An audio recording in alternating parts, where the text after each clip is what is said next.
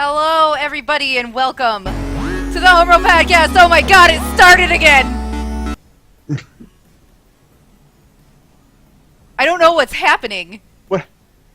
I think we're all okay, though. I think we're good now. Everybody and What the fuck? It will not stop the podcast. Oh my god, it started again. There we go. Jeez Louise. I have no idea what was going on. Bad music. I think we're all okay, though. Sit down. I think we're good now. What the fuck? It will not stop. Stay. Oh my god, it started again. I also only see the splash. There we go. Okay, everything is good. Jeez Louise, I am not allowed. I am not allowed to host ever again. Doxy, you had the same look on your face when you were trying to fix that as you do when you're playing, like, Outlast. Yeah, I was terrified. Panicked. 100%. Really oh, there was too much Doxy. Anyway, yeah, the Home Row Podcast. Hi, everybody. Hey. How are we doing today? Welcome, chat. Hi, chat. Hey, chat. Yeah. How about you, the hosts, Joe? Because you're better at it. Oh, did awesome. That's all I do too. Give us an intro. Give us a real one. Give us a real one. You haven't called us lovely yet. That's true. I'm dropping the That is lovely ball here. thing. This is episode 18, right? 17? Yes. 18. We're gonna just get to 20, and then every episode's gonna be 20 thereafter. Yeah, but for sure. I am one of your, and I will call myself lovely hosts, Oh, yeah. Joe McAllister, joined by the ever lovely Doxy, Hello. the ever lovely Quiglin, Hello. and our especially lovely, special guest, Green 9090. Man, I feel like everybody else hates me now. Hey. I don't think I'm better than anybody else. You're extra Did you guys special. hear that? Don't Green thinks he's hurt me. better than everyone else. Yeah, you guys heard it. Confirmed. Oh my god. Hey, guys. But we keep inviting him back. Anyway, so I would say it's been a slow news week. In reality, PlayStation had a very big couple of things I didn't follow. Yeah, me either. I Bad. had no idea. Bad news, Joe. So Wait, what things are those? so PlayStation, Sony was English good at the Paris Game Show. Paris Game Purse? Show? Yeah. Purse? Yes, there at the Paris show. There. Yeah. Oh boy. Anyway, long story short, Paris. I believe it was the Paris Games Show or something. Brian's frozen again. It's another episode of Home There he Row. goes. That could be But- the home row drinking game. Take a shot every time Brian freezes. Oh God, we'll be murderers at that point. Sony, Paris, they did some things. They announced some cool stuff. They showed, I think, even some more PlayStation VR stuff from what from what I've heard. I've also seen, pray tell, of a little bit more Horizon Zero Dawn, which is one PlayStation game that supremely interests me. But at this point, I have so much to keep me busy for the rest of the year into next year that I'm kind of okay being on radio silence. I don't know. Did you guys catch any of it? No. No. I am excited to go back and watch whatever they covered on Horizon Zero Dawn, though. That game looks sick. Fucking iTunes. Not now.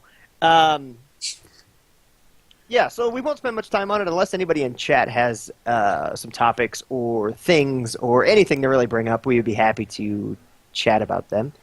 But for the most part, I do want to bring up one cool story that I saw today, and I didn't get a chance to tell you guys, so this is in-the-moment reactions. I know you really love this live stuff. There was an article on TechCrunch that was kind of a quick rundown of the first basketball game of the year that was actually viewed in VR via Samsung Gear as well as Oculus. There's an app called Next VR, I believe it is, where you can basically watch a basketball game. You can be transported to, it was the Golden State Warriors, right?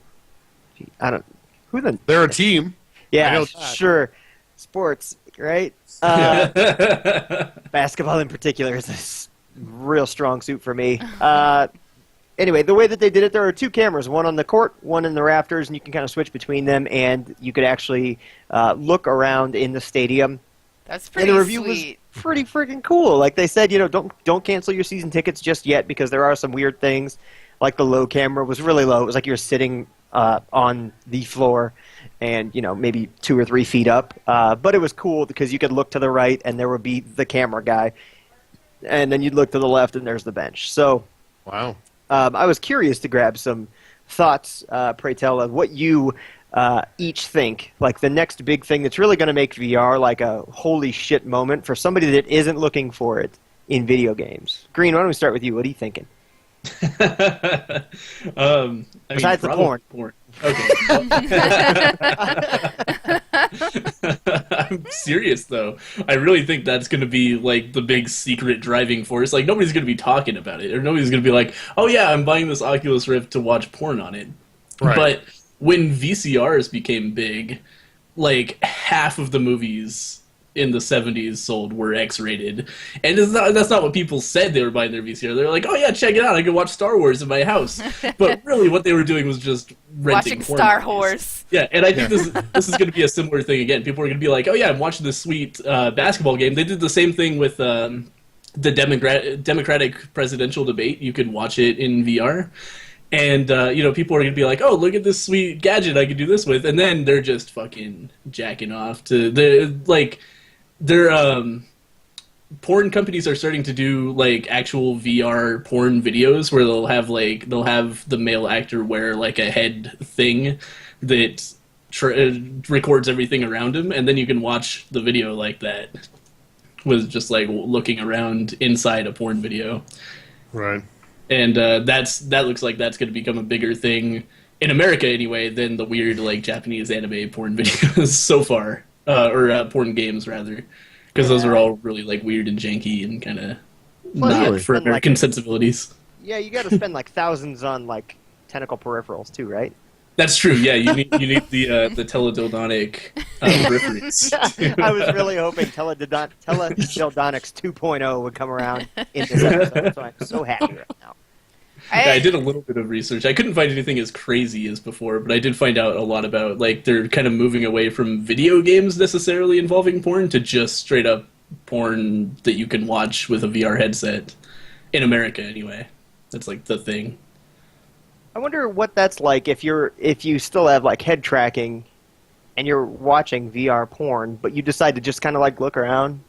Like, it's like, oh, what a lovely aloe plant. I was reading an account by a guy who was just like, I found myself thinking, wow, she has a really nice flat. Look at that. She left a coffee mug on that table over there. Just weird shit like that, because you can just see everything in the room. You don't have to pay attention to, the focal point if you don't want to.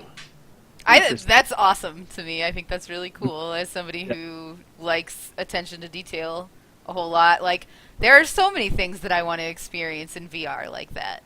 Like, a concert would be sweet. Even, like, I'm not huge on sports that aren't football, but, like, sports games would be, especially, like, hockey and, like, anything that's, like, super, super active all the time, Like, action-packed stuff. It sounds sweet. I like that. I think that's really cool. It also has a really good opportunity there for making movies just a lot more interesting. Like, how cool would it have been to have seen, like, the Dark Knight movies in VR? That would have been so fucking cool. Totally. That'll be so hard to shoot, though. Yeah. It's like, that's the challenge they're going through with the porn stuff. Not to go back to that over and over, but please do. Yeah, by all means. About how the cinematography makes it really difficult. You can't frame scenes the same way. You can't do the same things and have them be effective, because you can't guide the eye of the viewer as well. They can pay attention to whatever the fuck they want. Yeah. So you have to be careful to. Like, you can't just frame a shot in a way where, like, oh yeah, that looks sweet as hell. You have to frame, like, a perspective where no matter where you're looking, it's cool. And that'll be so hard for movies, I think. Yeah. Like, it's gonna be, like, relearning how to do cinema, almost. Which can be good. I mean, maybe we could use a little something like that right now. Because, I mean, I think there are still, like, 3 80s movies that haven't been remade yet. I was just going to say, it'll give them an excuse to remake all those movies over and over again. Yeah. Oh, man. Star Wars, like, watching Star Wars scenes where they're in the cockpit of a ship. That would be sweet as hell. Oh. Oh, my God, Firefly. Ooh, yeah. Oh, my God, Firefly. Also, just in terms of video games for VR, I feel like spaceship simulators are going to be the best Yeah. Oh fuck Probably. yeah. or any kind of And driving, horror anything like that. games. Horror games will be good, but just in terms of like melding controls with hardware, like spaceships and driving and things like that Yeah. go really well because that's how that thing actually works in real life. Is you actually like use controls that are separate from where your perspective is. Right. Rather than a first-person shooter where it's kind of weird, like, oh, I'm moving my head and that's where I'm pointing my gun now. Totally. Yeah, I'm really Space interested to Jam. see Yeah. Space Jam all day. Oh. Brian, I'm sorry, you were going to say. No, I was going to talk about Space Jam. Nice. Oh, really? You were going to talk about Space Jam? you want to go on? Come on. You're not going to elaborate on that at all? I fucking Oh, love no, I will. So let's talk about the importance of Space Jam in our community, in the VR community especially. Cultural No, touchstone. yeah, exactly. But how come they haven't remade Space Jam? That's my question. That would be... They don't need to. Stop. you can't- Shut up. You can't do that. It would Yeah, just... you can't fix perfection, Brian.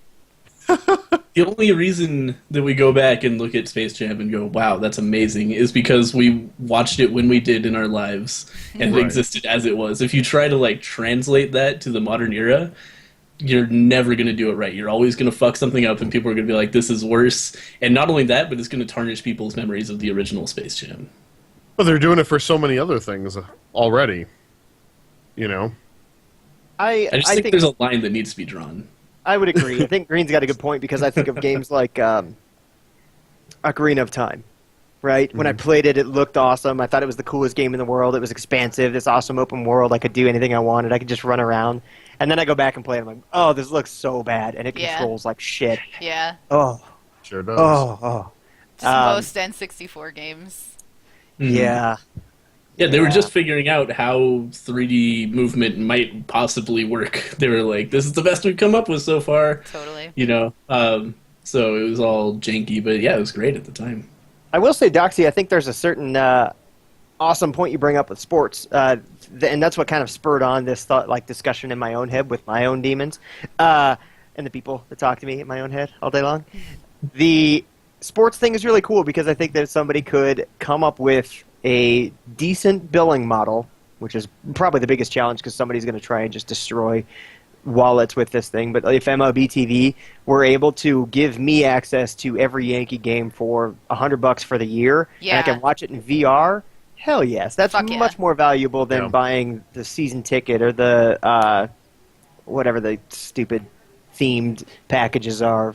Extra Full innings. Extra innings. I was like full ice. I don't know what the hockey one is. Center ice. Why do I was know so this? I don't know. close. You don't buy them all, do you? It's like thousands of dollars. No. But No, thinking about yeah, it, like- that's an excellent value proposition. 100%, especially for people with like me with like such bad anxiety that I don't want to go into a fucking arena full of people. Like, fuck yeah, I'll watch that shit from my house. Yep. Hell It's just a yeah. thing.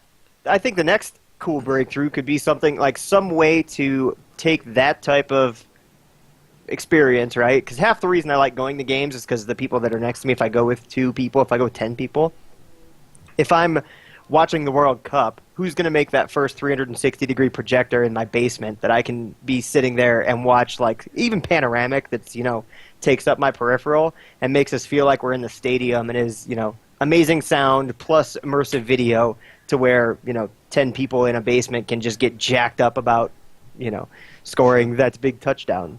See, Nintendo needs to get in on the VR so they can do that, and it's just you look over and your friend's me is sitting next to you in the stadium. I can get down on I'm that. Kidding, of course. One could thing totally I'm really do that. hoping for out of VR is, and there's no reason for this to actually become a thing except for as a periphery to VR itself, is having people who have that kind of anxiety or people who are homebound have an opportunity to go and experience something that they wouldn't normally be able to experience to enrich Definitely. their lives.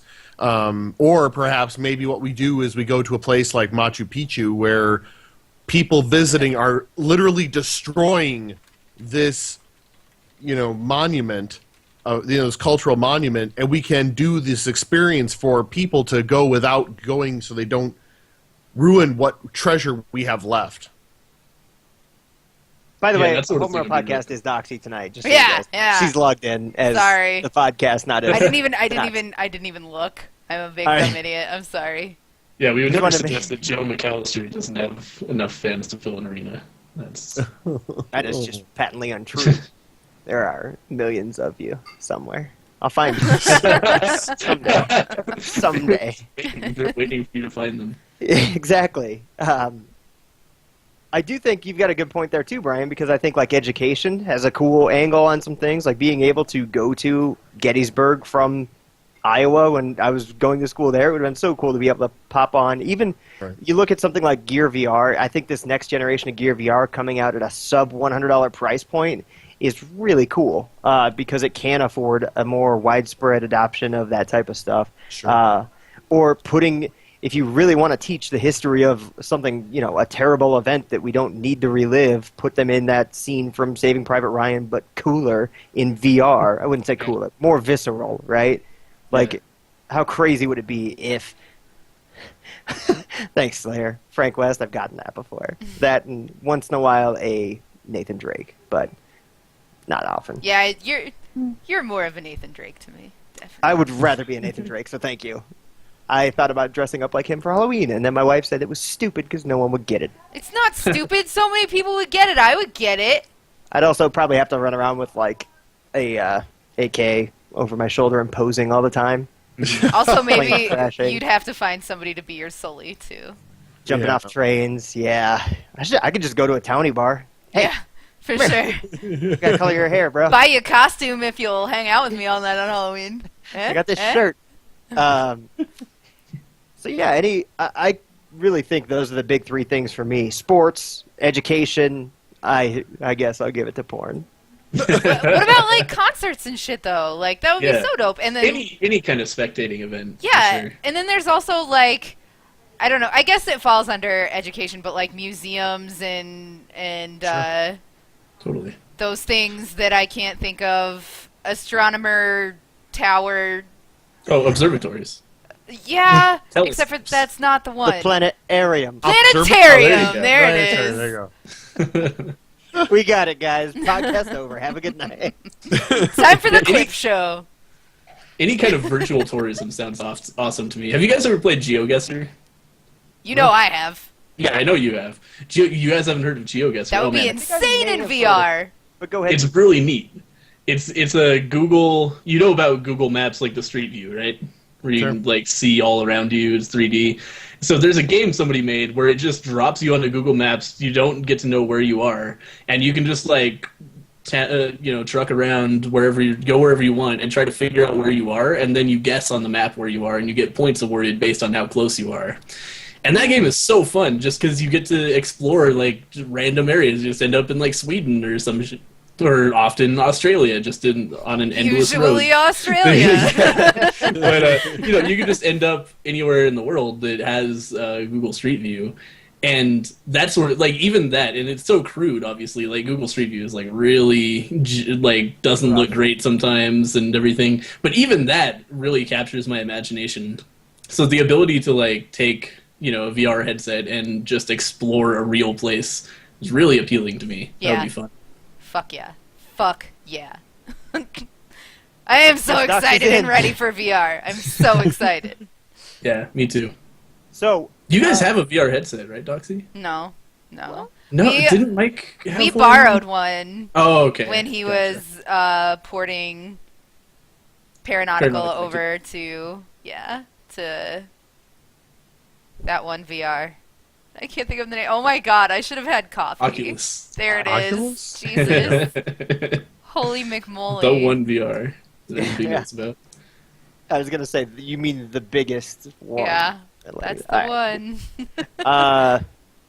Yeah, VR is gonna be pretty cool. I think we're all on board here, and I always find it fascinating when I used to get in arguments with a coworker about how he thought VR was going to be 3D, and I think they are vastly different concepts. I was never excited about 3D in gaming, Yeah, 3D is this weird transitionary thing, I think, toward VR. There was a cool thing that Sony did. They came out with a TV that actually allowed you to play 2 players on one screen using the VR or the 3D. In that it was only like a 23-inch TV or something like that. But I remember selling it at Best Buy when I still worked in a store, and it was fucking cool. So I'd be standing right next to you, and we would both be staring at the screen. But instead of split screen co-op, I have a full screen that's mine. You have a full screen that's yours. No idea how it works, but it was the coolest shit I've ever seen. It's like their lines are in red and your lines are in blue, and you're wearing the red glasses and they're wearing the blue glasses. That's exactly how it worked. But no, I think that's what it was. I don't know if it was like those cheesy Halloween photos that where you tilt them the right way and, oh, it's a zombie. Oh, it's just an old lady. Oh, it's a zombie. Well, did it depend on which side you were standing on, or was it the glasses that did it? It was which side, because you couldn't sit directly in front of it, and because you would vomit, and then you also could like easily start creeping over and start to see where it was bleeding. Yeah. So it totally was that. It was a bunch of little triangles. Yeah. Where you're sitting on one side, you see all these sides of the triangles, or on the other side. That's neat. Yeah. It was pretty cool. I wish it would have gone a little further, but at the same time, it's a very like niche case. Like I don't think I wouldn't have bought one, but it was cool. Right. Right. That's definitely for like couples who all they ever do is play video games together. Right. Or even hell, I would have taken that with 2 separate inputs. Oh man, if I could get something like that with 2 inputs, where the wife can watch Bravo, because I don't care, and I can watch anything else, or even play my games. Where we're still, it's one of those weird things where it's like if you're playing 2 separate video games, but in the same room, you're still technically hanging out. Yeah. Totally.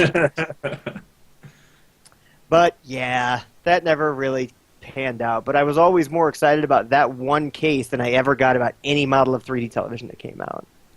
Ever. So I think the 3D TV is pretty cool, but I wouldn't buy one. Yeah. 3D doesn't really appeal to me that much. It's such a weak expression of what VR is going to be. I love it in the theater. I love it in theater. Yeah, I don't know, it's annoying. I have to wear it over my other glasses and everything. It's just like, We're like losing you hard, Green. Oh, really? Oh, yeah. no. You're like lag? super robot-y. Alright, I'll shut up for a little bit. Teledildonics. Coming through the airwaves. Yeah, it's just like, it's a little splotchy with the, it's like, you got robot voice, but I think we can still get the gist.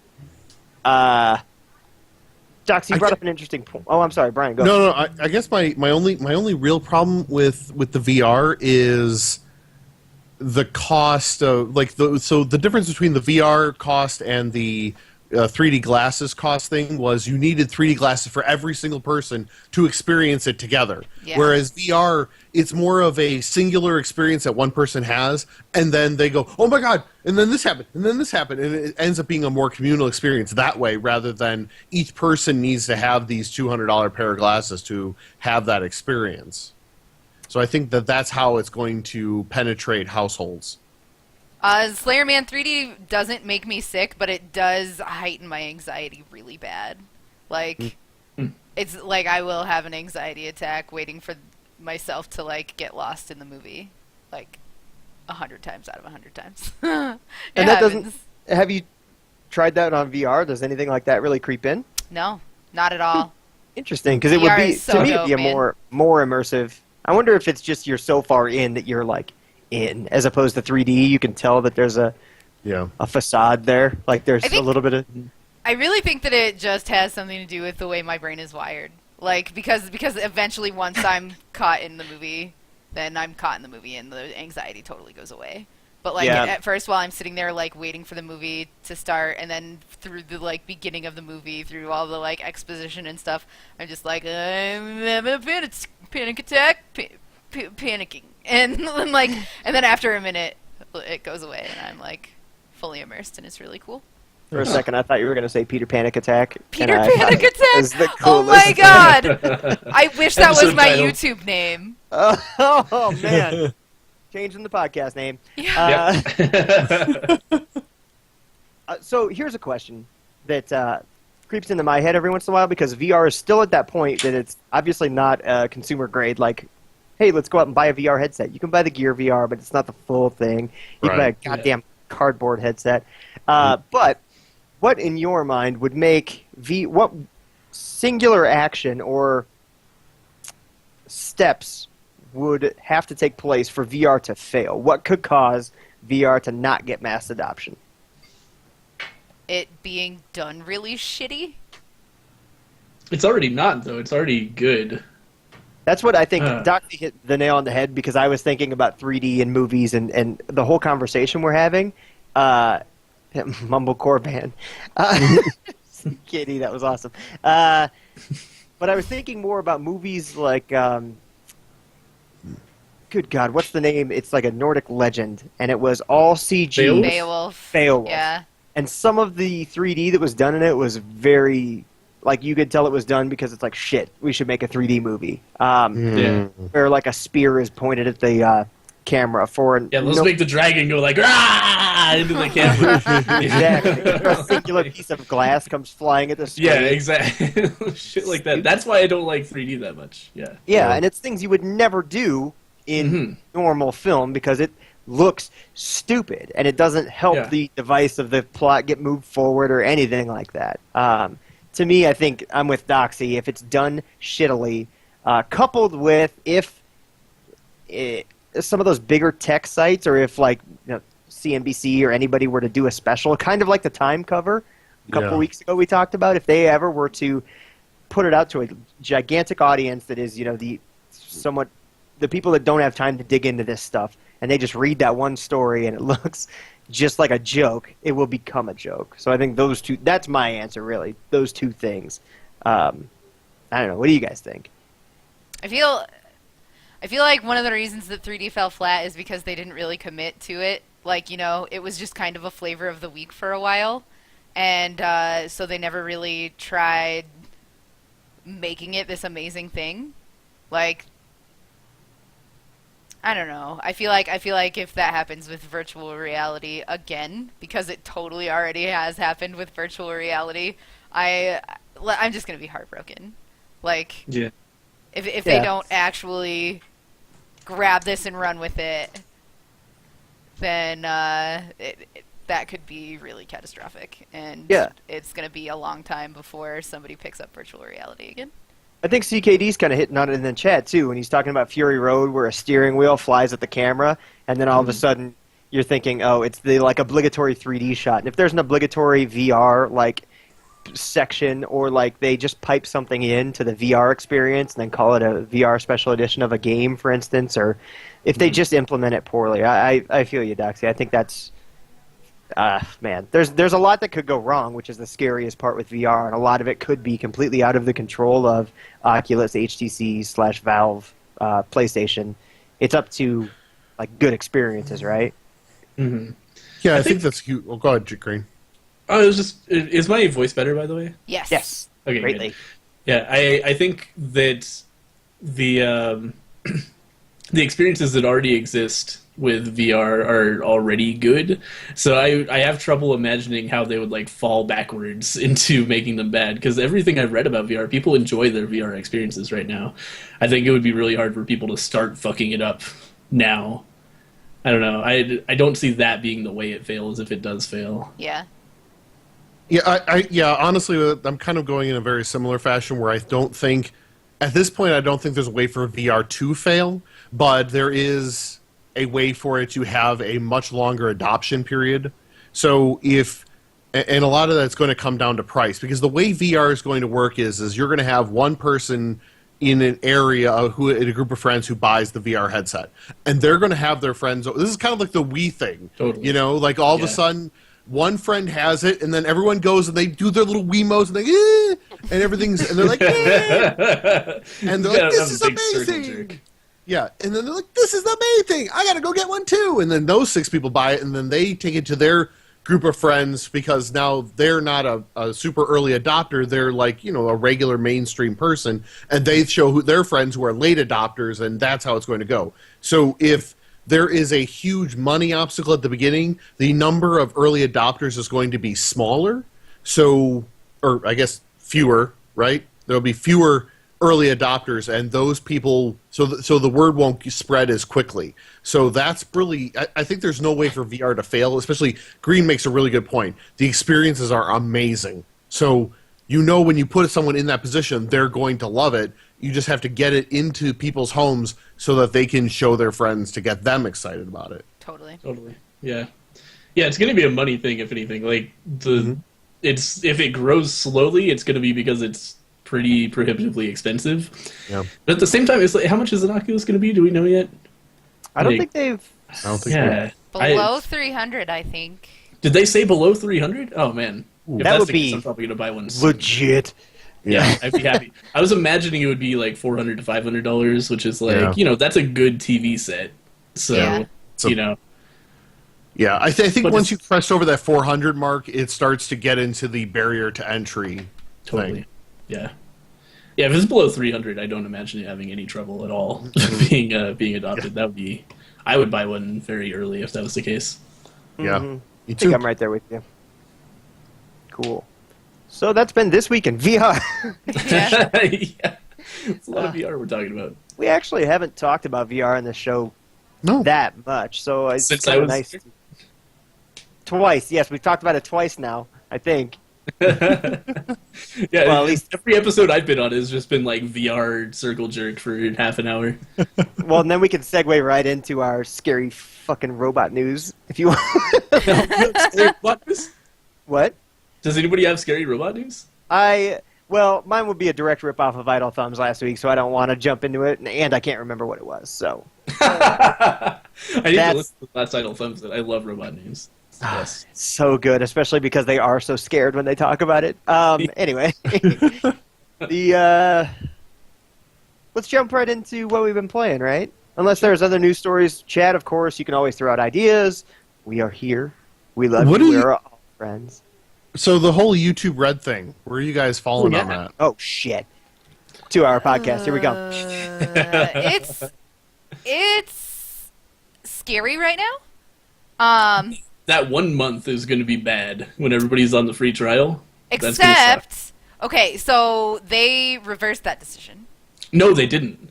They pretended they did, but they lied. If you read their actual statement, what they say is, "Oh, yeah, you're only going to get paid for people who pay for YouTube Red, but Google Music subscribers get free YouTube Red, so they're already paying for it. So you get a cut of all the Google Music subscribers who watch your videos during the free trial." So that's the only videos you're going to get paid for, or that's the only views you're going to get paid for, basically, is Google Music subscribers watching your videos in the month of November. That's it. Huh. Damn. What? And they worded that in such a way that you're going to make more money than you would have anyway. It's like, no one fucking died. How many people have Google Music? That's ridiculous. Yeah, during that free trial, nobody using the free trial, their views will not generate any income for you whatsoever. Yeah. Oh shit. That's lame because this is the biggest. November is the biggest. Yeah, it is. Money November, month of the year. It is what gets channels by. Yeah, I actually can't believe that they did it that way. Kind of makes sense from a corporate standpoint. Wow. No, it doesn't. YouTube's missing out on advertising revenue too. That's YouTube's biggest month of the year. That's why it's our biggest month of the year. Are you sure? Wait, why? Yes. Why are they not getting any money for this? Because they're giving everybody a free trial where nobody watches ads on YouTube for a month. How do you think YouTube makes money? It's the ads. They take a cut of every ad sale. Right, but they still get ad money because not every channel is going to be on this YouTube Red thing. Yeah, but everybody's going to be using the free trial of YouTube Red, and that means that nobody's going to be watching any ads on YouTube for a month. Okay, yeah, I don't know why my brain decided that they're still getting buku ad bucks. No, they're not. YouTube's getting hurt worse than creators in this because they're just giving away a free month of watching YouTube with no money for them whatsoever. And they still have to host everything. And it's November. Why November? Why not just fucking wait until January, dude, yeah. What on earth are they thinking? Weird. You know someone somewhere did the math on this, or at least I assume someone somewhere did the math on this, saying, in the end, we're going to make the money back. Oh, they're certainly going to make the money back. That's without question, because a YouTube Red subscriber is worth so many just viewers watching ads, it's ridiculous. Like, one YouTube Red subscriber is like somebody watching ads 24/7 all month. Like, oh. it's a huge thing for YouTube. So of course the free trial is a great idea. Get everybody used to watching with no ads. It's just the timing is so bad. That's strange. Yeah, I wouldn't have even been pissed if it was December as opposed to November. But maybe their whole thing is viewers. When I was doing YouTube as like my source of income, my November pay would be literally twice or more my January pay. Like, yeah, my Twitch pay is 3 to 4 times more in November. It's ridiculous how big a difference it is. November is the biggest month of the year for ads, internet-wide. Wow. So it's frustrating and scary right now. Yeah. But I mean, are you guys going to become YouTube Red subscribers? We have to. Like, either that or our videos go private. Yeah, so, basically you have to fucking subscribe to this unless you want to, like, put links out for your videos. Like, I don't know, it's really weird. What do you have to pay to have our videos shown? No. Oh, I thought you were talking about were you going to make our channel's YouTube Red accessible? Oh, no. I mean, are you personally going to subscribe? No. Nah, I don't watch enough YouTube. Yeah, and also I don't mind throwing 30 seconds at an ad so that people can make a living. Like, I don't mind that at all. I do have Twitch Turbo, which is a little bit of a thing, but, like, I have to. Otherwise, every time my stream starts, I have to watch an ad on my own fucking stream. And, like, and then I don't get to see my raids happen and stuff like that, so. Wow. There was a thing that I wanted to say about YouTube Red, and I do not fucking remember it. I don't remember it. I will remember it in 5 minutes and interrupt somebody, so we'll talk about something else until then. Well, a good example... Sorry, the ESPN thing. Has anybody been following what's happening to ESPN? Oh, I totally remember now. It's something to do with licensing, right? Yeah, so the way the ESPN contracts... Yeah, ESPN does not exist on YouTube anymore. At all. They basically couldn't sign their agreement to make everything available. And I am no pro on this agreement, so please do correct me, but I think it's something along the lines of you have to sign an agreement to make your content available on Red as well as your free. Is that right? And ESPN could not do that because they have contracts that state you cannot put this content behind a paywall. And I know I've seen that on, like, review. But it's not behind a paywall. To subscribe to YouTube Red? Yeah, but their content is still available for free in the same place. That's a weird distinction. Yeah, there's something about a contract. Like you have to pay to watch it. It's something about a contract. I could be way off again. There's probably something that's broken it down way better, but there is not a single YouTube video on the ESPN channel now. Yeah. And that they're obviously gigantic. The funny part is I think they're owned by Disney. Yeah, they are. ABC. Yeah. So, to me, and I've actually been out of the loop on a lot of this YouTube Red thing. Everything I've read has been, get it? Everything I've seen on this YouTube Red deal has not been good or favorable in terms of, like, reception. One thing I want to talk about with YouTube Red is it 100%, 1,000,000% actually makes it a stupid idea to collaborate with people because you're sending your subs to go and watch their channel, and if they're paying for YouTube Red, then that's taking money directly out of your pocket because the way the rev share is split is between time watching your videos as opposed to other people's videos. And the main collaboration, like the main point behind collaboration, is getting eyes on your channel from another person's channel, right? But nobody's going to want to be taking eyes off of their channel anymore. Like, before, it didn't matter. Like, you could watch my videos and then go watch Mega Minx play the same exact thing, like, that we had collaborated on, and we both just make the money for that. Now, it's going to be like, however much of my video you watch, that's how much I get, and then however much of Mega Minx's video you watch, that's how much she gets, and it's a part of the same piece of pie, whereas before, it was like I had my own piece of pie and Mega Minx had her own piece of pie. Does that make sense? I'm so bad at explaining this. I get where you're coming from, but I still think that growing your user base is worth it. I don't think that it actually makes it a bad idea. I think that is a weird thing to think about, but it's still, I don't think it's going to change the way anybody does things, or I don't think it should change the way anybody does things. And it's also going to be more money, like just straight up more money. And that's, like, this first month is going to be shitty because, like we talked about, nobody's going to make any money in November. But after that, I think YouTube Red is going to be a strictly positive thing for content creators because before, if somebody watched your video and watched a full ad, you'd get like 0.002 cents from that person. You know, it was nothing. You'd get like no money from them watching that ad.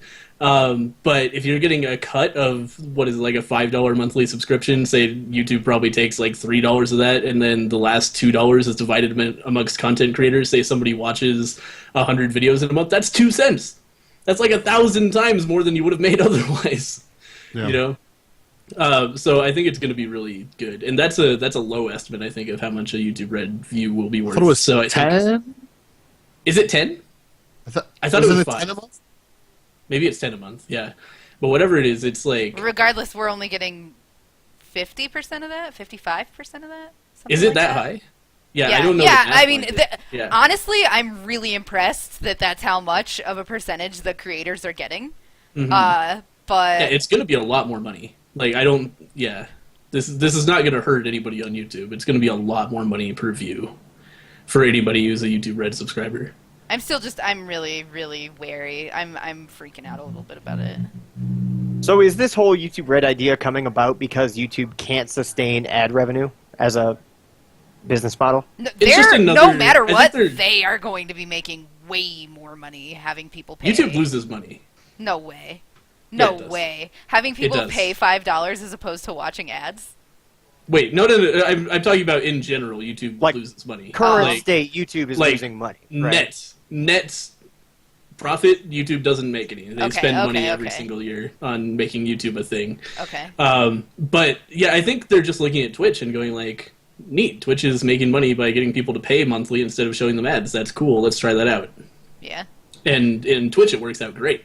Yeah. It's a fantastic thing for Twitch, and I think it's going to be great on YouTube too. The only problem I have with YouTube Red is that month free trial. It is just taking money directly away from content creators and is shitty as hell. But besides that, I'm on board. I think it's a great idea. There's no way. It's impossible for a YouTube Red view to be worth less than a normal view. There's just no way. I guess I guess that makes sense. Hopefully. Yeah, somebody would have to watch so many videos, it would be ridiculous. Like, you just have to spend all month watching videos constantly to dilute your per view to anything approaching watching an ad. I do know that I'm definitely going to be making a whole lot more content, especially a whole lot more solo content.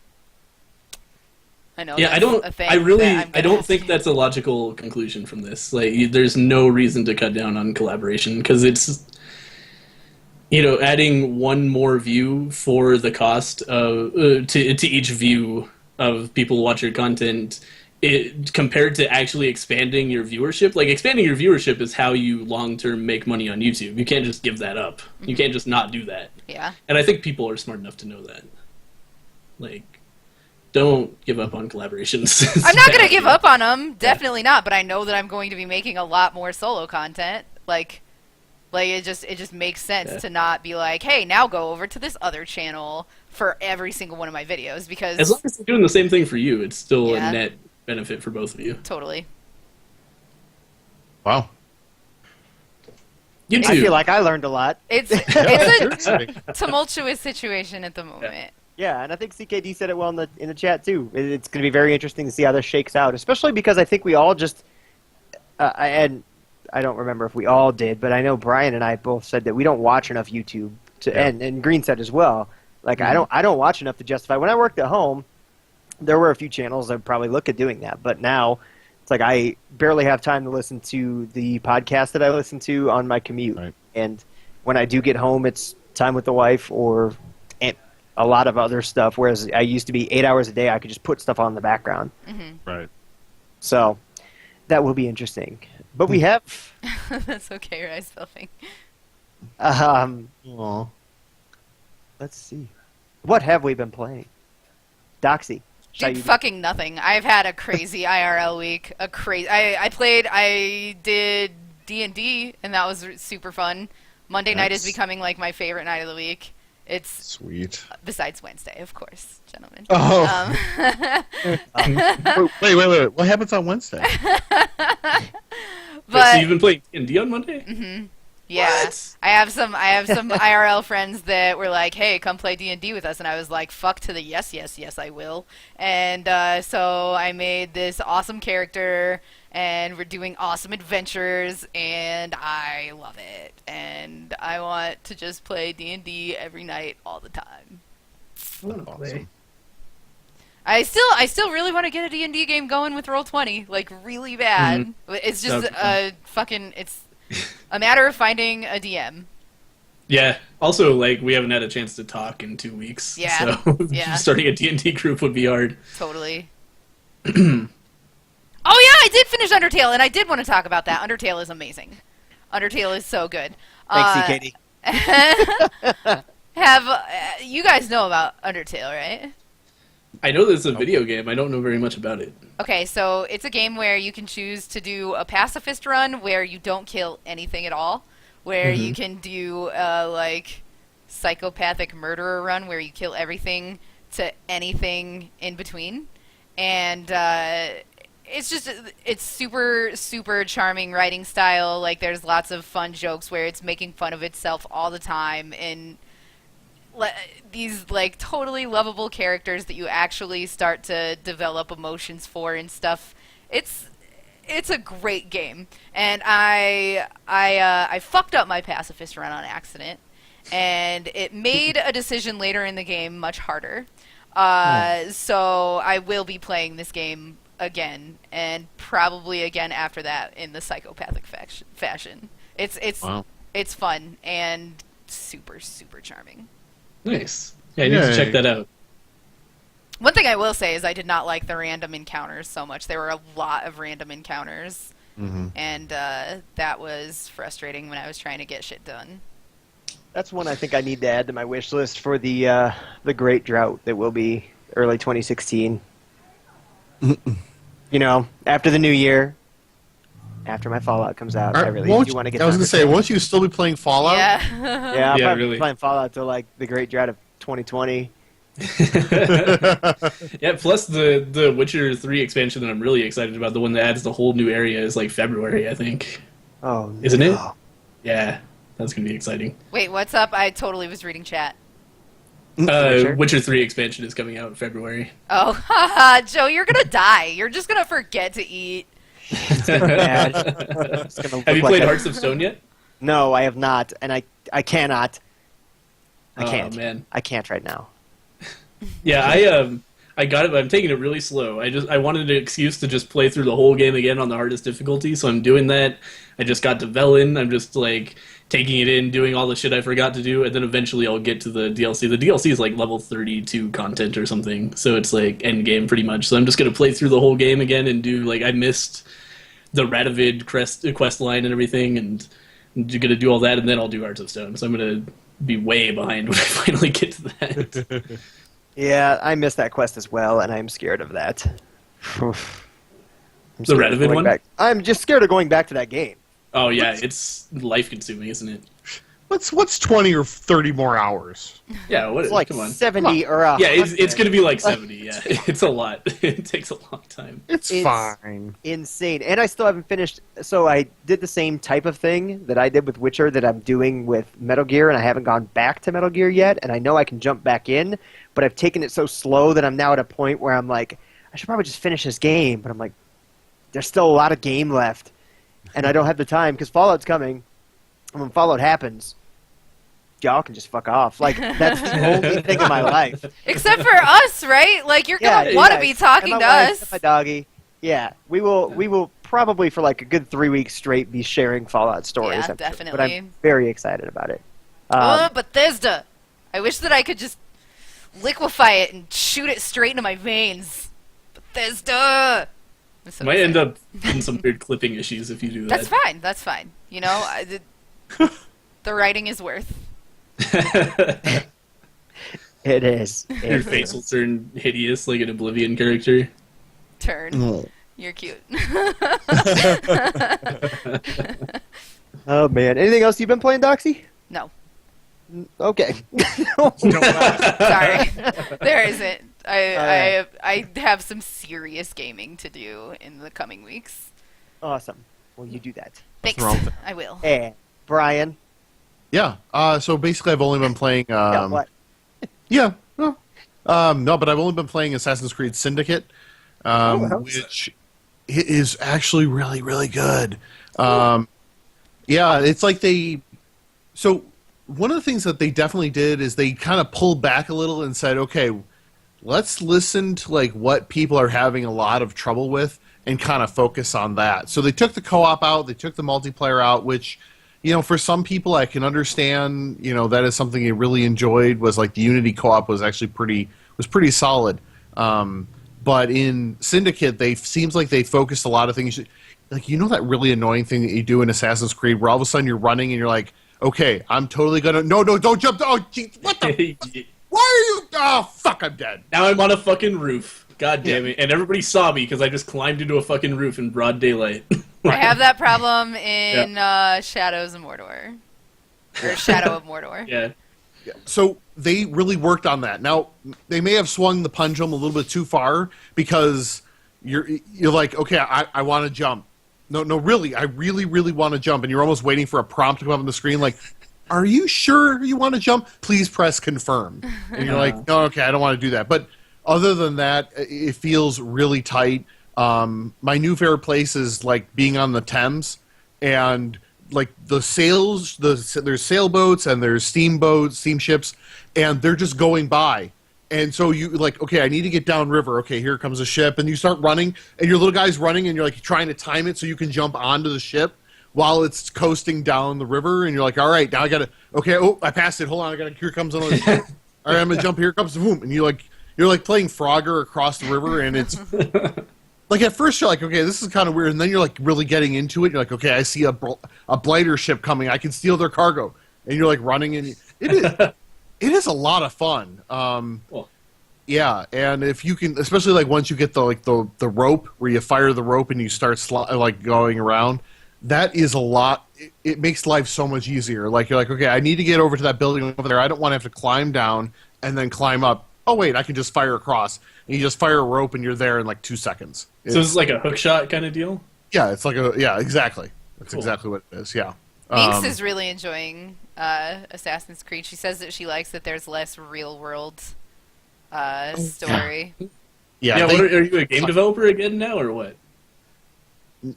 No, you're. Oh God, what a stupid fucking through line. I'm sorry. Oh yeah, no. Honestly, that. There is a little bit of something that's going on, and you're like, yeah, I kind of don't care about that, and it's almost like they know you don't care about that, so they're like, yeah, you're just.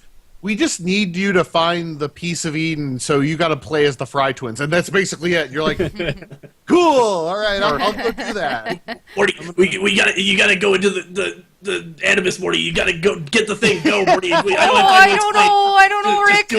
Those people seem pretty mad and like they really want me dead. And I don't know, Rick. I don't know how to use all these weapons, Rick. What if I get killed, Rick? Yeah, so they kind of that's basically all they did. They were just like, yeah, you need to go. We don't really know why, but you need to do it. Go do it. And you're like, okay, I got it. Yeah, I got this. That's exactly what we need in Assassin's Creed. That's good. Yeah. And the Fry twins, they have very different personalities. They're, Evie is much more calculating, and Jacob's like, I want to kill dudes. So he's kind of a Brock. So whatever. I mean, if you like that, you can do that. I play as Evie a lot just because she has better conversations with people, but one thing they did not skimp on was the executions. I was telling Joe about this on my stream. There's one where the guy, where Jacob grabs the guy's arm, clotheslines him with his kukri, this giant like curved knife, and clotheslines him, and then flips the knife over and stabs the next guy in the neck. And you're like, yeah, that's right. I feel kind of okay about that, Like I should have stuck in, but instead I killed these 8 guys. All right, whatever, it's fine. So the murder simulator part still feels really good. I'm excited because I hear that it's like a lot gorier than it used to be. yeah, And I live for that shit. it's a little dark because I mean the people who are living in London during the Industrial Revolution, they basically lived almost all of them lived in poverty, and you can just see like they're beaten down, they're downtrodden, and so they really amped up on like the atmosphere of the game, so it feels like London. I mean, everything. They did such a fantastic job of just the ambiance of the world that they created. So Ubisoft is just so good at that. I don't know if they like just have really good people, but Paris felt like Paris in Unity. Chicago felt like Chicago in Watch Dogs, especially as a person who's from there. They just do such a good job with making a city feel like it's like what it's supposed to be. You know, late 19th century London, and that's what it feels like. Nice. Yeah. So how far into the game are you right now? So my sequence things, I'm in like sequence 4, and I have only completed about 20% of the game because I like going around and doing the little burrow stuff. Sure. Yeah. The biggest complaint I've always had and seen people have with Assassin's Creed is like you play for like 4 or 5 hours and then it just gets boring and repetitive. So hopefully that's not the case. But it sounds exciting. I'm into it. Yeah, I mean, so far it's been exciting. Cool. But it does, like, there are a lot of areas I haven't gone to because they have those, you know, you got to go kidnap this guy and kill this guy and do this other. So that still exists. Plus, you know, Ubisoft loves making collections. Oh, so I'm yeah. just like collecting things left and right for I don't even know what they are. I just, you know, I think there's like, it says I have like 70 things in my encyclopedia I'm supposed to look at. I'm like, yeah, it'll give you like a big tutorial pop up, like, hey, read all this bullshit. yeah. You're like, no, really, there was a reason you got that one thing of 120. And you're like, is there? Is there? So, I think you just wanted to put golden diamonds in your game. Yeah. I'm gonna put that one extra achievement to keep me from 100 pricks. Brian, I have one question. Yes. Did they drop the eavesdropping fucking missions? Yeah, no eavesdropping. No I heard it, and I eavesdropping. couldn't believe it was true. I Yeah. couldn't believe it. That's the Now, best ever.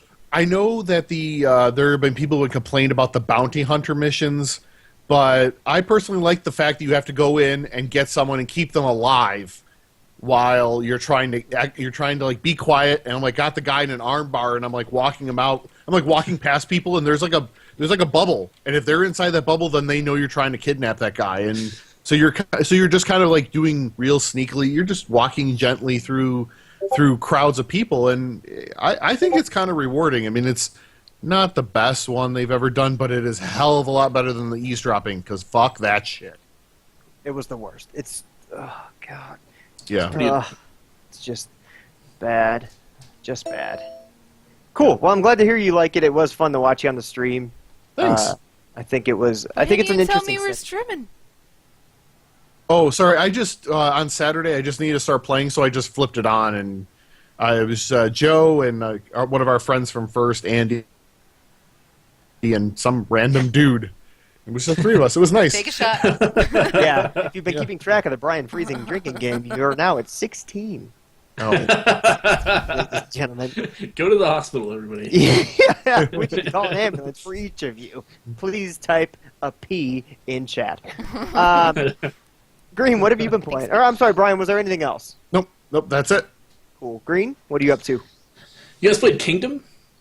No. Tell us all about Kingdom. Kingdom Yes. is a great video game. It's really fun. It's this. It's a 2D pixel art, beautiful, gorgeous. Oh my god, it's so just drop dead gorgeous pixel art. But you're a dude or a lady on a horse, and the game gives you very little tutorialization for anything. There's almost no words in the game. Even it's just like, okay, go over here. You know, give this guy a coin. You give this guy a coin, and then he becomes your friend. And it's like, give him a hammer, and you give him a hammer, and then it's like, put a coin in this thing, and then he like builds a wall for you, and it's like, now just go crazy. and so it's this management game where you just ride around on your horse, and it's all real time and everything, and it's like it's an RTS kind of, but you have very little control, and it's all very like it's a management game. So you can like you have choices for what to do every day. You can like ride off into the wilderness and try to find like camps of dudes, and you can pay them to come work for you. and then you make them tools, and they can have bows or hammers at first. And the bowmen like walk around and they shoot rabbits and make money, and the hammermen build things for you. And then you walk around, and your way of building things is just you'll go up to a thing in the environment, and you'll notice it has a little slot for coins in it, and you fill up all the coin slots, and then it'll turn into like a construction project, and a hammerman will come over at his earliest convenience and hit it for a little while, and then it turns into a thing. That sounds so much like Banished, only a little bit different, and oh my god, I want it. It's pretty different from Banished, but also kind of similar. Yeah. It's 2D side scrolling. Yeah. Right. So it's like, all right. Yeah, and it's just you just walk back and forth, and then at night, occasionally big waves of monsters come and try to fuck everybody up. And when one of your little dudes gets beat up by a monster, he doesn't die, but first they'll like knock his tool out of his hands and try to steal it and run away with it, and then they'll like beat the shit out of him and take his coin out of him and steal that too. Oh, no. And then he just becomes like a little raggedy dude who isn't hired by you anymore, and you have to give him a new coin to make him your friend again, and then make a new tool for him. And the way you lose is if the monsters beat the shit out of you, they'll knock your crown off, and if one of them takes your crown, then you have lost the game. Oh my gosh. So you don't actually die, but you have to like defend your crown by not getting the shit beaten out of you, basically. Huh. And yeah, it's really fun. I've had an amazing amount of fun with that game. It's just so amazing. Yeah, I'm gonna have to get that. Yeah, you I'm just gonna have to. Talk to David Martinez, who's doing the PR. He's a cool dude. Let's see what else I played. Yeah, I had to look it up because I wanted to check out the arts. I haven't heard anything about this game at all. Oh, really? It was the flavor of the week this past week on Twitch. Yeah. Yeah. It's good stuff. Good game. Looks pretty cool. Right. It's got the art style is pretty neat. It's gorgeous, and in motion it looks so good. Like there's one thing I didn't notice for a long time, but along the bottom of the screen there's like water, and you can see reflections of things in the water, and it's so pretty. Oh man, it's really neat. I love it. Tip: always have more bowmen than engineers. You'll need them. Yeah, you want a lot of dudes Duly noted. because they serve a dual purpose of making you money and killing dudes. Sorry, the game I got my girlfriend to play it. My girlfriend is like really into roguelikes and everything, and the game is hard. Like the game is difficult, especially when you don't know what you're doing. So you'll end up dying a lot before you really get it. And she was just like, "This fucking sucks. The AI is bad," and that's a big contention in the Steam reviews. Is like the AI sucks. Because it's very RNG whether your archers actually hit anything, and that's why you need a lot of archers. Because they'll just walk up to a group of rabbits and just like shoot arrows into the air and just miss entirely. And if you sit there watching them, you'll be like, "Oh, come on, you motherfucker!" But really, like the game's balanced around it. You know, it's just an RNG. You know, they can miss or they can hit, and that's just the way it works. And it's a little stressful when you see a bunch of monsters pounding on a wall and your archers sitting there like and just missing them every time. But that's why you need like 5 or 6 archers, so one of them will hit them anyway. Oh gosh. But yeah, it can be frustrating for some players, I will say, and that really shocked me. I thought she was gonna love it, and she was just like, "This game fucking sucks. I hate it." And she's not the kind of person to do that either. So that's Kingdom. You might like it, you might fucking hate it, and think the AI sucks. That's my review. So is this an early access screen, or is this... Is it early access? Let me look that up. I don't think so. I thought it was full release. It's only $10. I feel like it's got to be done. Oh, that's not bad. I think it's everybody's playing it. Yeah, no, it's done. It didn't get an early access, I don't think. Yeah, it just went straight to full release. Nice. Yeah. Sounds fun. It's a great game. Did you play anything else? Yeah. Sorry. Recently? CRYPTARK is another very good game that I'm almost sure none of you have heard of because it didn't get a very big release. I have no idea what you're talking about. It's a roguelike. It's like you could call it a platformer. You could call it a platformer, except you have a jetpack, so you're just flying around, and you're in space. And your whole thing is you're salvaging deserted vessels that still have active security systems. So you're fighting robots and shit that are trying to defend this ship that is derelict.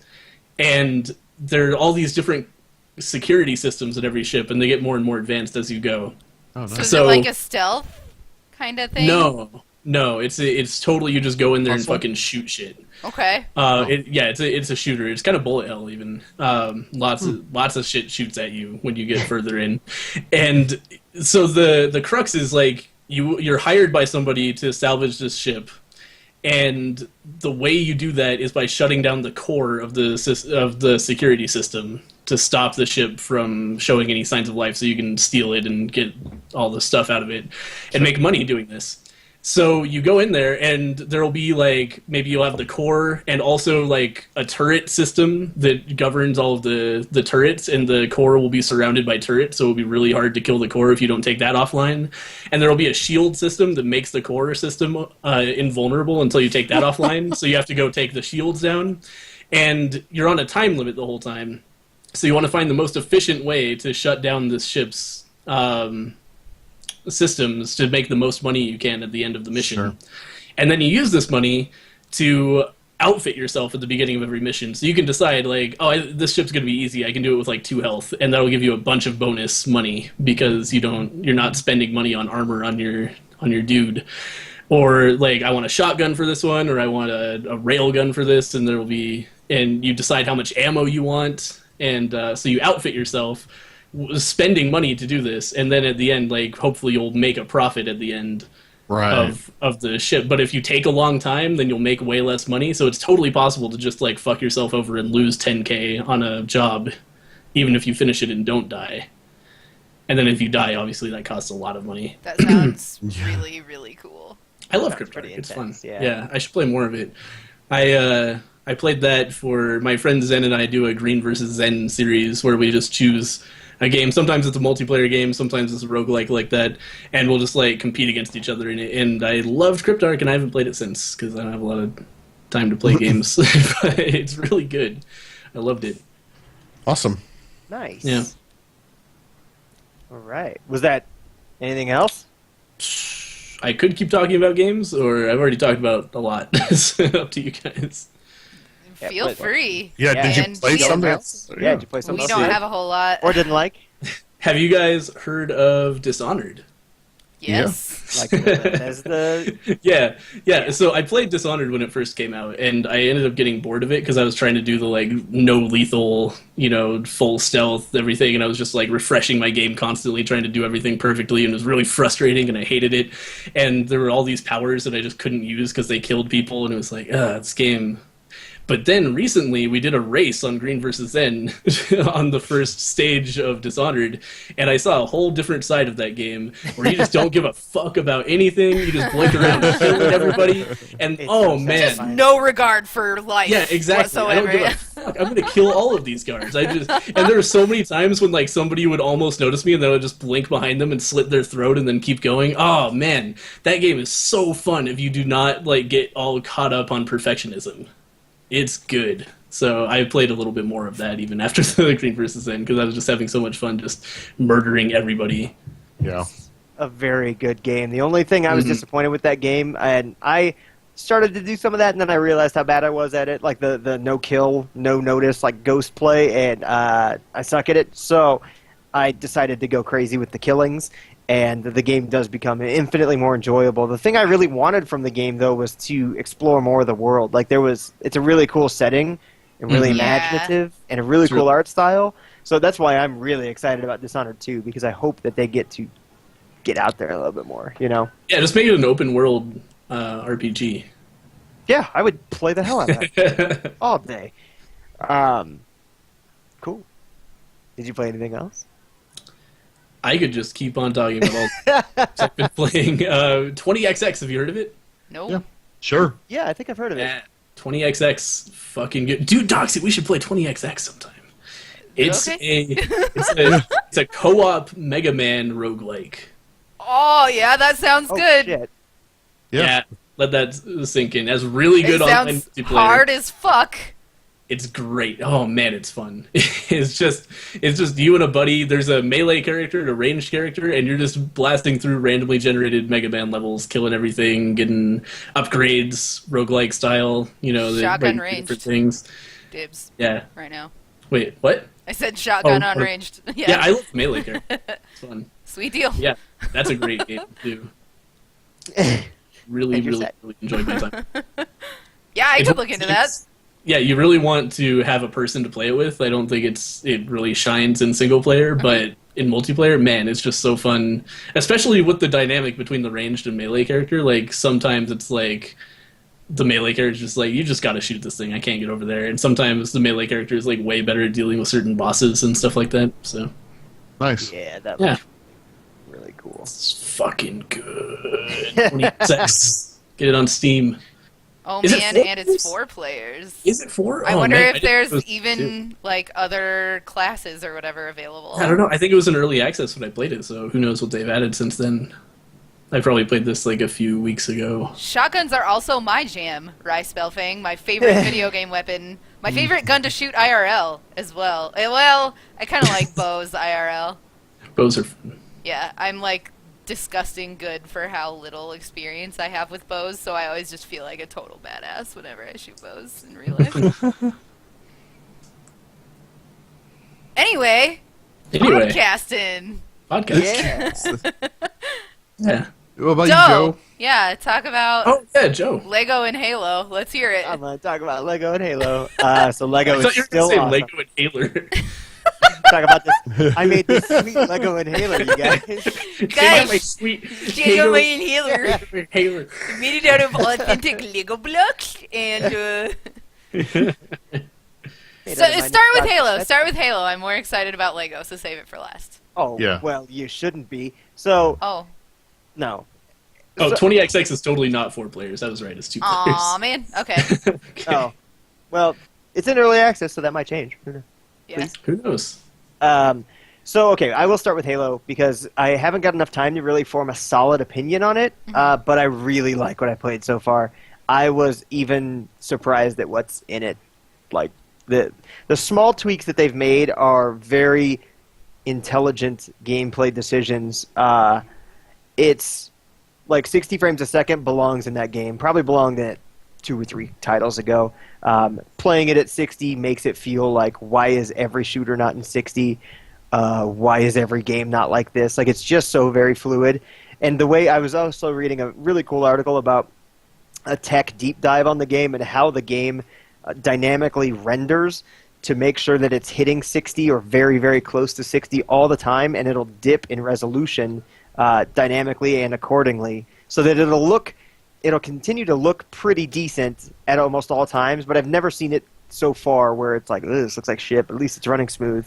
And I will have to link the article or try and find it, but Polygon did an opinion that was linked to this report, and they were all extremely impressed in how everything came together to make the game run so smoothly. And I've only played 1.5 campaign levels, and 1 game of Warzone.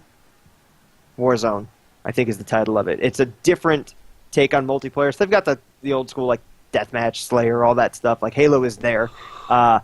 This mode is really fucking cool. So there's 2 teams, like any good multiplayer, but there are like 3 or 4 win conditions, meaning that I can not kill a single person on the other team and still win this game by capturing one of 3 points or killing AI elite enemies that are, like, randomly spawn.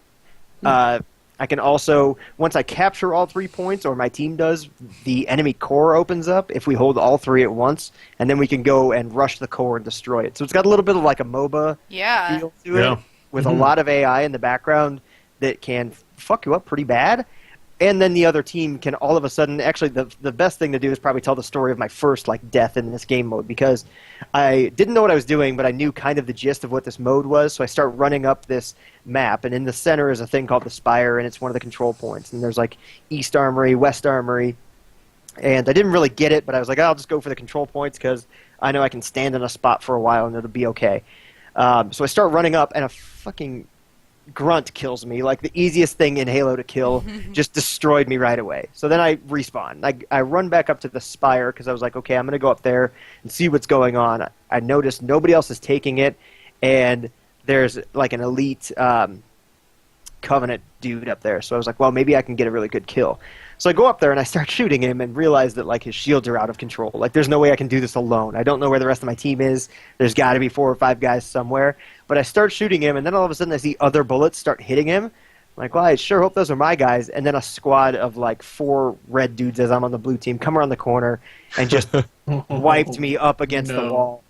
And I still couldn't get, like, it sucked because whenever you die in a game like that, you're like, bummer. But I was still pretty excited that it was that fluid. Like, I had no idea they were near me until the little shooting, like the radar goes off that they're shooting. Yeah. And I had so much fun. I didn't even get to finish the game, and it was 35 minutes of us going back and forth. And the goal is to hit 1,000 points, and you get those through a ton of different stuff. But I think this game mode might be where I spend most of my time. And then they've also got a Warzone assault mode, which is like a rush from Battlefield.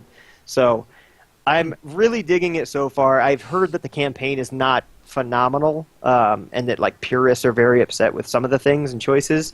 And the marketing may have been a bit off. But I played one level as Locke, Spartan Locke, and Nathan Fillion's awesome in it. But I was actually really surprised at just how good the rest of the cast is too. And then I played like half a level as Chief. But the game's fucking gorgeous. Like, they did a great job on the soundtrack. All the sounds have been like redone really well as well. So everything about it hit me in the right way in the first hour or two. So it just depends on how the rest of it goes. Yeah, you have me kind of hopeful. You have me kind of hopeful about Halo, which hasn't been done since Halo 3. Yeah. Like, I really loved the Halo 3 campaign. It was super fun to and just, this one is, play with a buddy. Yeah, and this one's 4-player co-op as well. So it's already set up in a way that 3 other people can join you at any time and just take over those AI buddies. Oh, cool. So, yeah. There's also a new rec system, like a requisition system, which I haven't really explored too much, but the better you do, the better level you can get in these requisitions. So by the end of the game, you should be getting these like the highest level ones, and you can drop like a tank. But then so can the other enemy or the other side. So it can get really interesting. The only thing I'm not sure how it's going to pan out is they do have microtransactions in their 4 mission packs. So Of course they do. Sure. I'm really wondering if it's like, I can just buy a tank if I get fed up. So we'll see. Lame. But to get back to Lego, I am at the Simpsons world, and it's fucking awesome. I beat the Wizard of Oz level, and that was like I talked about it last time, how Batman sees the Scarecrow and freaks out at him, and then the Scarecrow is like convinced that he's a villain, and then the Tin Man has to tell him like, shut up, you don't know what you're talking about. The humor is still like kind of kiddie, but just the right amount of cheese. Exactly. Like, it feels perfect. It makes me giggle, and I still like can play that game for hours on end and have a good time. It's a good Lego game at the heart of it, and I'm trying to review it for what's in the box, but I want to go buy other shit so badly. Yeah. I want to go buy the Ghostbusters set. I want to go get the Simpsons set. I want to go get the Back to the Future stuff. Yeah, seriously. It's still really good. Like, there's nothing really new or extraordinary that I found in it. I mean, each level set is really interesting and tells a different story about how they're trying to rip that world apart, and you have to put it back together. But it's really good. I'm so sad that I'm never going to be able to afford this. I'm so sad about it. Bad. It's bad. The starter set's $100, and then they have so much though. It's kind of like Skylanders for me. Like, I could recommend it to anybody, but I think this is more applicable across greater, like, it just spreads a lot of, or crosses a lot of those gaps where Skylanders is like, I've never heard of any of these characters. I don't know or care what's going on. The writing's a little kiddie. This is more like, I laugh at things. I know, I don't have kids, but my dog would laugh at it. Like I have to a kid. But if I had a little sister, a little brother, I think they dig it. It's just a fun game, even to play like by myself. I thought you did have a little sister. I do. Well, she's 14. She doesn't like Legos. Who doesn't like Legos? 14-year-old girl. I guess that's weird. My sister's weird. I'll let her know. I'll text her. Yeah, do it. There you go. Tell her I'll fight her right now. She's half my age. She'd probably still kick my ass. trying to think if I played anything else. I really didn't. I've been hearing a lot about Downwell, and I really want to get into it. Oh, but yeah. Haven't gotten a chance. What's it about, Joe?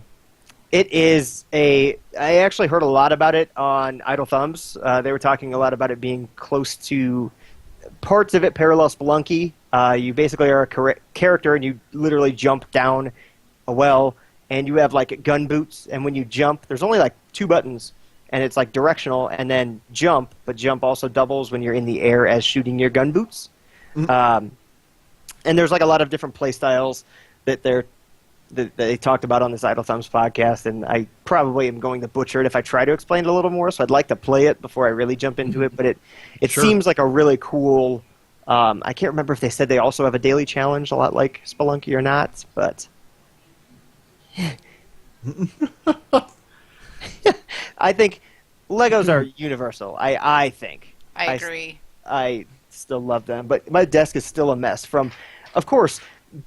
I made these Lego things, and I have all these extra parts, like always happens, and I'm like 99% sure I don't need them, because they're just like the little ones, like they're like little lights and stuff, the ones that you can't... Yeah, what could that possibly do?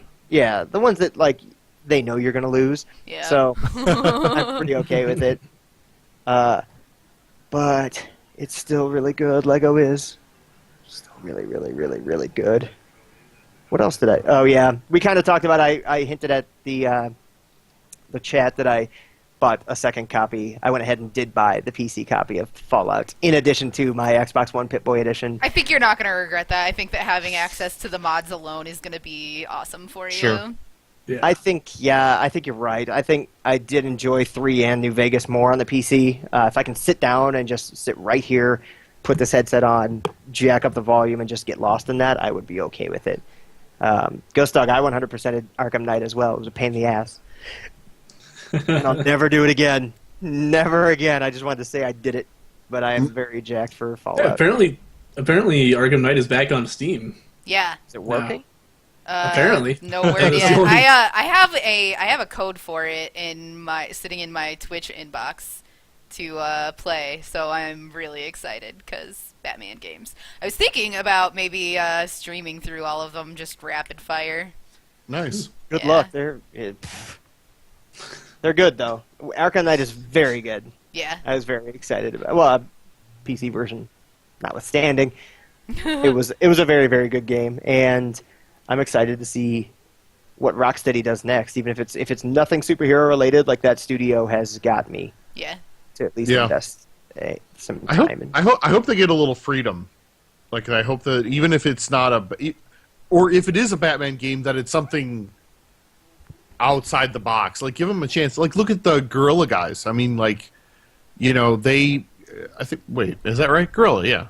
They're the ones who did the Killzone, right? And Yeah, I thought you were talking about the Gorillas cartoon turning Yes. into a video game. No, but I that play would that. be interesting. I play that. Yeah.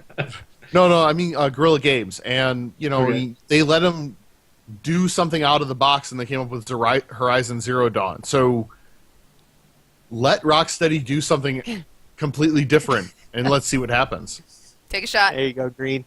Oh, God, again? 24, if you're keeping track at home. I agree, but I Here's think I gotta run to the store.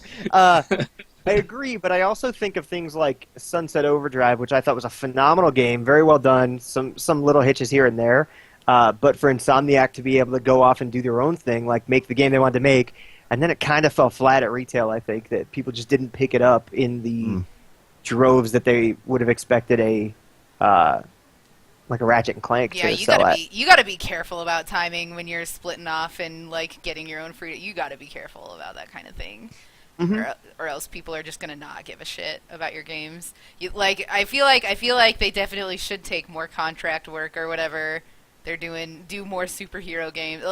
You know what I would love to see is a game from the perspective of Batman villains. That would be amazing. A Suicide Squad game would be pretty cool. So like good, right? especially with around the timing of the movie. Yeah.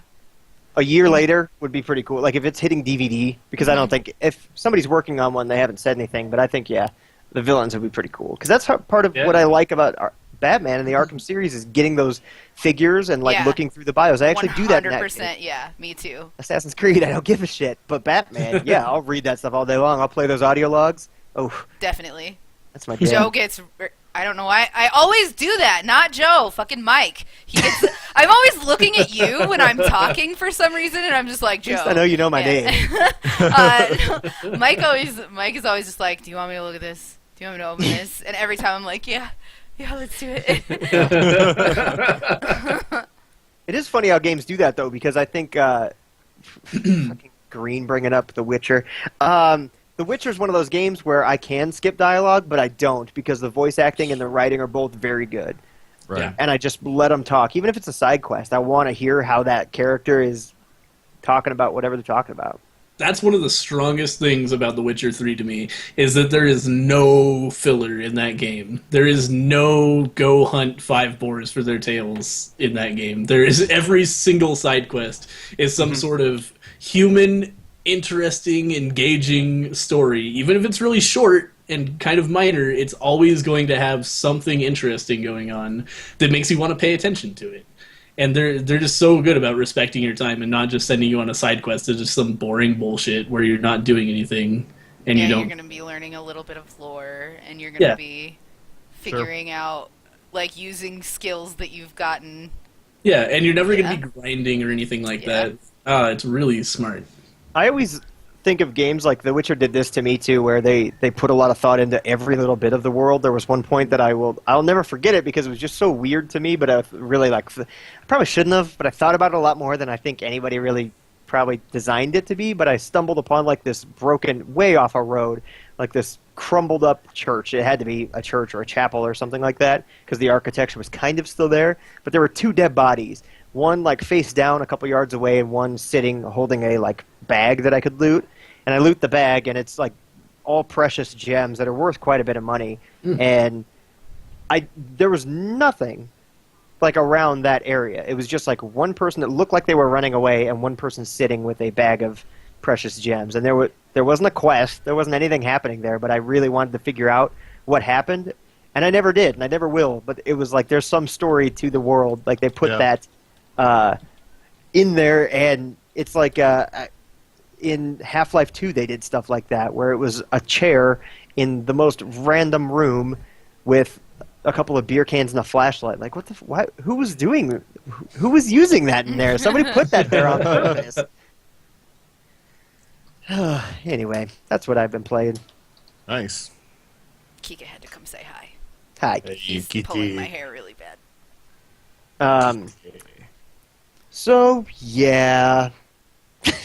Trying to think. There's nothing really else. I haven't played any more Guitar Hero Live, but I will. That's pretty much a show, isn't it? Yeah, I think that's a podcast, folks. Chat. Tune in Once next again. week for the clip show. That's true. That will be happening, so check it out. Chat, I got to thank you guys. You're awesome, as every time we do a live show. Very special thanks to Green for joining us, of course. Yes. Yeah, thank you for having me on again. Absolutely. Yeah, for sure. Green. Anytime. I'm missing it. Where can the crowd find you? Oh, youtube.com/green9090, or maybe better, twitter.com/green9090lp. Sorry. That's me. In my head. redtube.com/green9090. There you go. The whole YouTube. I had pornhub.com/users/green9090. youtube.com/YouTube Red subscription /green9090/twitter.com. redtube.com/YouTube/YouTube Red. All right. Brian, where can they find you? Sure, you can find me on twitter.com, /Quiglin. It's QUIGLIN. And I am trying to Twitch more, so, stop by. Be one of 3 people that watch. Doxy. youtube.com/ZER0DOXY, twitter.com/ZERODOXY, twitch.tv/ZER0DOXY. Word. And I'm Joe McAllister. You can find me at twitter.com/Joe_McAllister. I have a Twitch too, and I'm in there. I finally figured out that it's just Joe McAllister, so there you go. I have not streamed in a while. I probably will be very impromptu with my streams, but you're always welcome to join me, especially if I get some early stuff for reviews with, I'm wondering if I might get Call of Duty. We'll see. Oh, I will be. Oh, fuck yeah. I'm wondering. If I can get it early for a review, I will post up something about streaming if I can. I'm excited about the zombies. So I did an interview about that. Sorry, I didn't mean to interrupt. I'm just going to go ahead and mod CKD real fast so that he can drop links for everybody in the chat. Drop links. Yeah. Drop it like duties, like Call of Duties. Drop it like duties in the toilet. Yeah. And we're back to poop. Blue Call of Duties. Anyway, for the Home Row Podcast, I have been your host, Joe, and until next time, CKD, you missed it. Until next time, everybody, take care, and we will see you. Oh, wait, stop. No, we need your help. We do need you to sub on our YouTube channel. It is the longest link in the world. So go over, sub. You don't have to do anything else. We would love it if you'd like to comment on our videos. I've been trying to chat up comments a little bit more in there. Twitter.com/HomeRowPodcast, Twitch.tv, obviously right here, Homerow Podcast. There it is. Please help us get our vanity URL, please. That's what we really need is the vanity URL so we can tell you it's not youtube.com/UXBHTZ4. Jesus Christ. It's awful. Yes. It's really bad. So anyway, until next time, head over to YouTube, head over to Twitch. Well, stay here, whatever. It's getting late. Thank you so much for stopping by. Tell your friends, tell your mother, tell your brother. Tell your mother hello for me. Until next time, I'm Joe with the Homer Podcast for all of my lovely co-hosts. And we'll see you next time. Bye, everybody. Bye, everybody. Oh, God, don't do this to me, OBS. Crash, crash, crash.